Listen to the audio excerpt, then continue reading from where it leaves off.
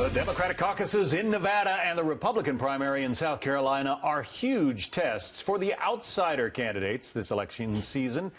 In the Republican field, Donald Trump dominated for months and won decisively in New Hampshire. Bernie Sanders is giving Hillary Clinton all she can handle, nearly matching her total in Iowa and demolishing her in New Hampshire. So how will these outsiders fare with voters today? Let's talk about it with David Avella, a Republican strategist.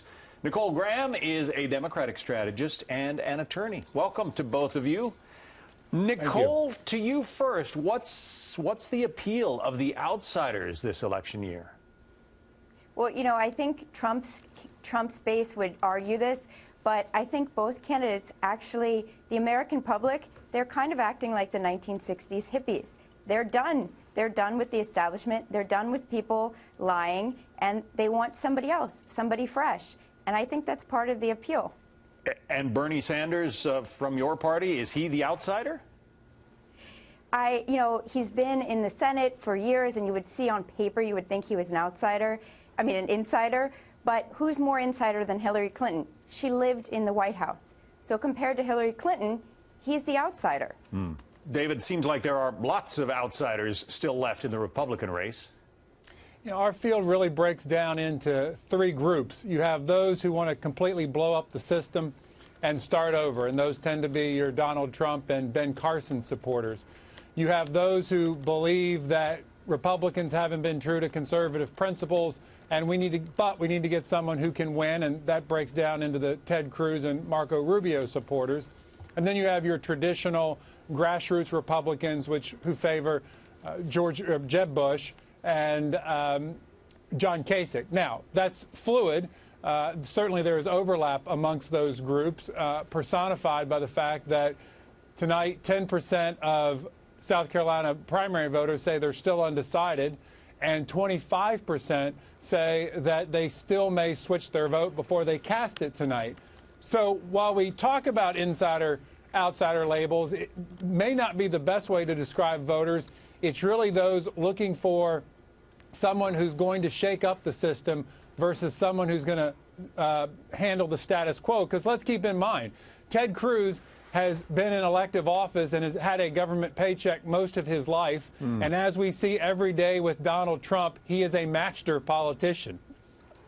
Are you surprised, David, at how well Donald Trump is doing, given the fact that he hadn't run for office before? Look, Donald Trump has a message that Americans, voters, and I would say not just Republicans, because Donald Trump won New Hampshire with independent votes, and is doing very well in South Carolina with Democrat and independent votes because they can vote in the Republican primary. He is talking about conservative ideas that Americans support, which is securing the border, which is getting job creation going, and most importantly, which really appeals to American voters, is that he's willing to say exactly what he means, whether that's politically correct or not. Nicole, in our latest Fox News poll, Bernie Sanders overtook Hillary Clinton for the first time on a national basis. I mean, could you see an election where we have a Donald Trump taking on Bernie Sanders? You know what? Right now it seems like that. And I think one of the things that we would have to think about is if Bernie Sanders versus Donald Trump, we'd have another outsider come into the race. I think Michael Bloomberg would become a serious candidate. So while we say, you know, it'd be Trump versus Sanders, I think it would be Trump versus Sanders versus Bloomberg. And I do think that's a very big possibility. We've had, obviously, a Democratic administration in power for the last 7 years, going on 8, Nicole. Does it worry you that people, really in both parties, are so agitated for change, it seems? You know what? It, on the surface, would seem to bother people. But the thing is, America was based on the concept of we're not going to take the establishment. You know, we've always had the American people, their will is what decides what happens in America. And while I think, you know, it might be troubling to the actual base of the party, the American people, their will is what makes up eventually who's an insider and who's an outsider. So, you know, we follow the will of the people. It's going to be a fascinating ride to November. Nicole Graham, David Avella, thank you both. Thanks. Thank you.